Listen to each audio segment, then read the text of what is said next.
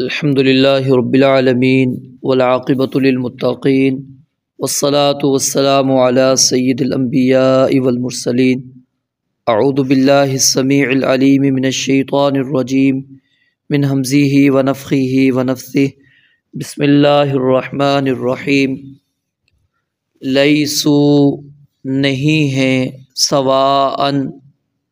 برابر، لیسوا سواء وہ سب برابر نہیں ہیں، من اہل الکتاب اہل کتاب میں سے، امت ایک جماعت ہے، قائمۃ جو حق پر قائم ہے،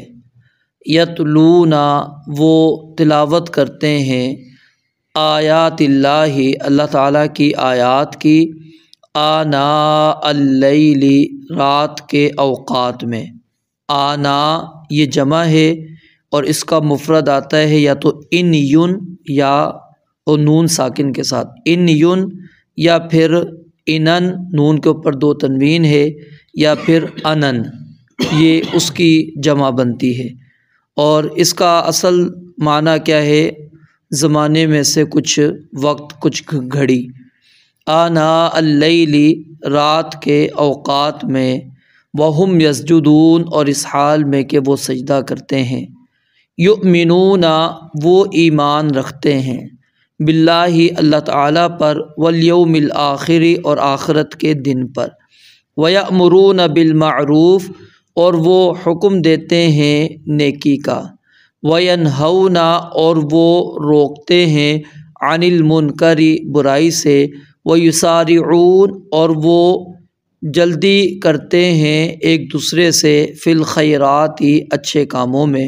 وَأُولَئِكَ مِنَ الصَّالِحِينَ اور یہ لوگ صالحین میں سے ہیں۔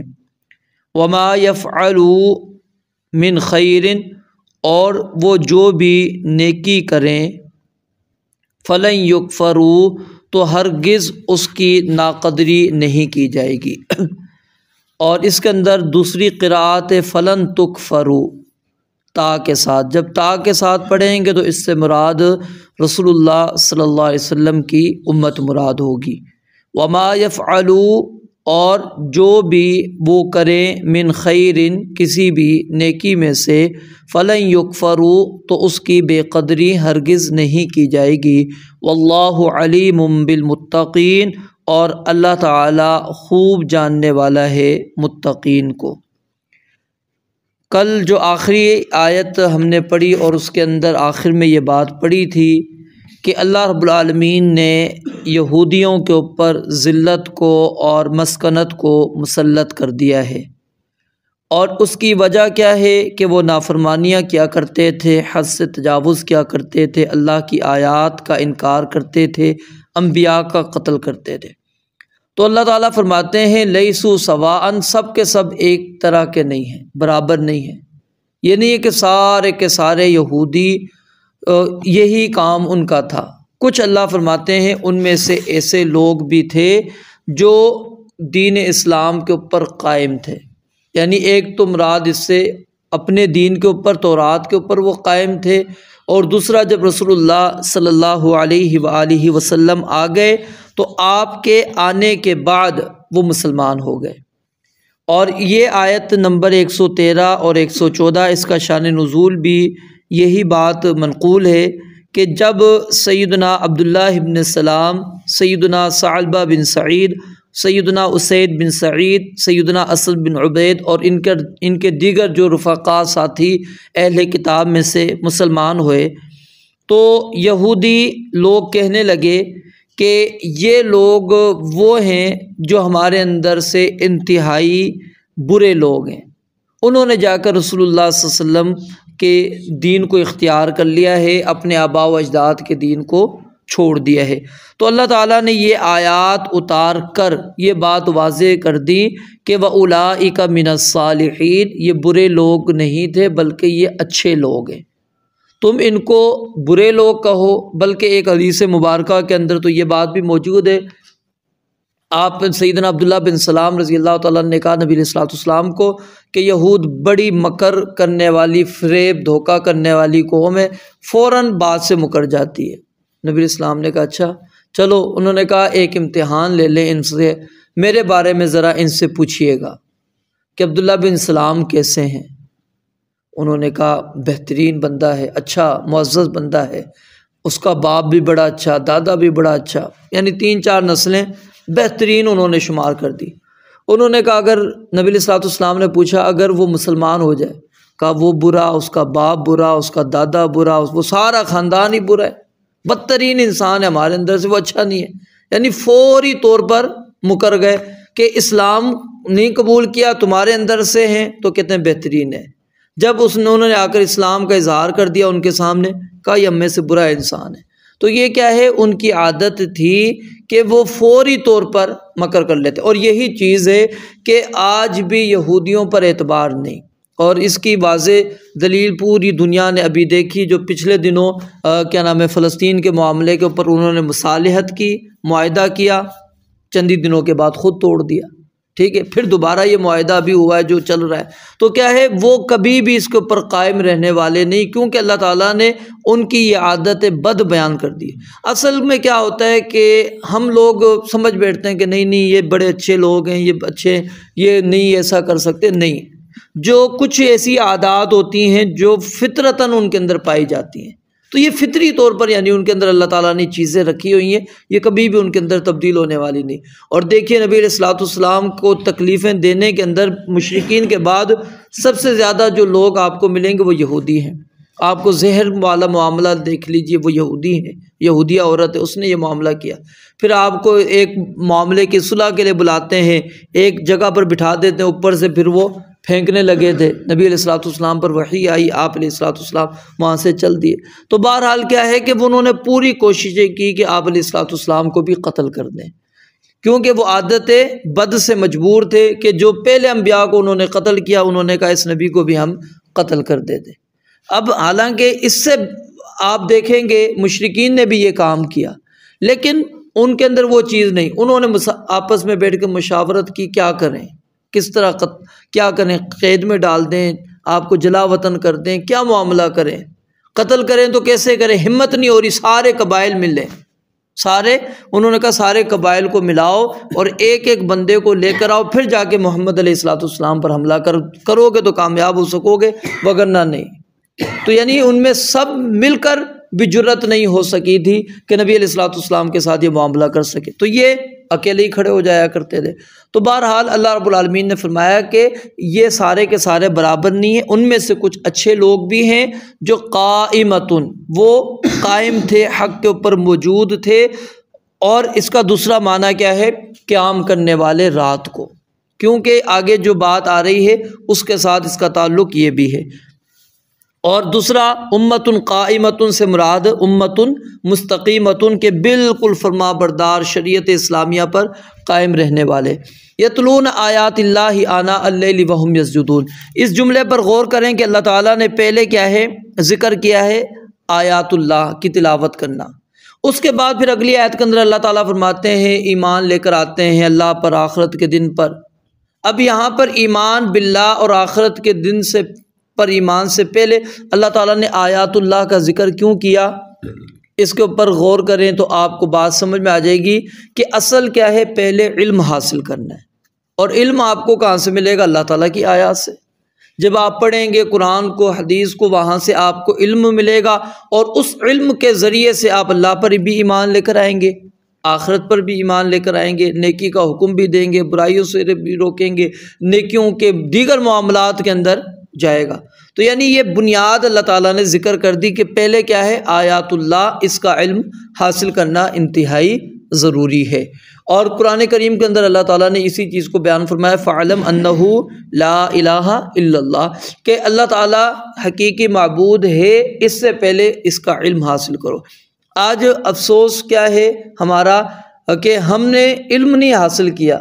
بس ہم خاندانی طور پر مسلمان پیدا ہو گئے، مسلم معاشرے کے اندر رہتے ہیں، مسلم ہمارا گھرانہ ہو چکا ہے، ہمیں نہیں پتہ اللہ تعالیٰ کا تعارف۔ اور حقیقت ہے یہ نہیں ہے کہ صرف میں جملہ کہہ رہا ہوں، ہمیں اللہ تعالیٰ کا تعارف نہیں ہے، پہچان نہیں ہے، اللہ تعالیٰ کی صفات کے بارے میں ہم نہیں جانتے۔ اور اس کی سب سے بڑی دلیل کیا ہے کہ ہم باب بزرگوں کو جانتے ہیں، ان کو پیٹھ دینا پسند نہیں کرتے، کیوں؟ نقصان دے دے گا۔ اگر کوئی تاریخ اس کے ساتھ ہم نے رکھی ہوئی ہے، جو 11ویں کرتے ہیں انہوں نے تاریخ رکھی ہوئی ہے، وہ 12ویں نہیں ہونے دیتے، وہ 11ویں کو کریں گے، کیوں؟ ڈر ہے، خوف ہے کہ اللہ تعالیٰ کا ڈر اور خوف اس طرح کا ہے انسان کو کہ اللہ تعالیٰ بھی میری پکڑ کر سکتا ہے، یہ نافرمانی کروں گا اللہ تعالیٰ مجھے یہ سزا دے سکتا ہے۔ کیا کبھی اس کا خوف کھاتے ہوئے ہم اس طرح پیچھے ہٹے ہیں جس طرح وہاں سے ہم پیٹھ پھیرتے ہوئے ہٹتے ہیں؟ اور پھر کتنی مثالیں آپ نے بھی کئی مرتبہ سنی ہوں گی، دنیا کے اندر مثالیں موجود ہیں۔ تو کیا ہے، لوگ وہاں پر قبر پر جا کر آپ اس سے قسمیں اٹھوا لیں، سچی قسم کھا لے گا، یہاں پر آ کے جھوٹی قسم کھائے گا، قرآن بھی اٹھوا لیں، ہزاروں قرآن کے اوپر بھی ہاتھ رکھ کے وہ جھوٹ کہہ دے گا، لیکن وہاں پر جا کر وہ جھوٹ نہیں کہتا۔ کس وجہ سے؟ کیونکہ وہاں اس کو ڈر ہے، خوف ہے کہ یہ مجھے نقصان دے سکتا ہے، یہ واقعی میرا نقصان کر سکتا ہے۔ اللہ تعالیٰ کے بارے میں انسان کا نہیں ہے۔ اور یہ کیا ایمان اصل میں کیا ہے کہ اللہ تعالیٰ کا تعارف نہیں ہے۔ تعارف ہوتا تو وہ وہاں پر نہ ڈرتا، وہ یہاں پر ڈرتا، یہاں پر خوف آتا۔ اب عدالت کے اندر سب سے پہلے وکیل بھی ہاتھ رکھتا ہے، دیگر وہ جو کھڑے ہوتے ہیں وہ سارے ہاتھ رکھ کر جو کہیں گے سچ کہیں گے، سارا اس کے بعد جھوٹ۔ قسم اٹھا رہے ہیں، ہاتھ رکھا ہے اور سارا جھوٹ چل رہا ہوتا ہے، ہاتھ قرآن پہ رکھا ہے، اگلے کو مطمئن کر دیا، جو کہوں گا سچ کہوں گا، اس کے سوا کچھ بھی نہیں کہوں گا۔ تو یہ کیا چیز ہے؟ یہ اصل میں ہمارے اللہ تعالیٰ کا تعارف نہ ہونے کی وجہ سے یہ ساری چیزیں موجود ہیں۔ جگہ جگہ پر آپ مزارات دیکھتے ہیں، اس کی کیا وجہ ہے؟ کیوں ہم نے بنا لیے؟ مساجد بنانا مشکل ہے، لیکن مزار اگر بناتے ہیں نہ پرمیشن کی ضرورت ہے، نہ آپ کو کسی چیز کی، نہ کوئی آپ کو آ کر روکے گا۔ اور پھر اس ایک قبر کی وجہ سے آپ پتہ نہیں کتنے ایکڑ بھی قبضہ کر لیں، آپ کو کوئی بھی آ کر روکنے والا نہیں۔ بیچ میں روڈ بھی آتا ہو، اس کو بھی آپ بھلے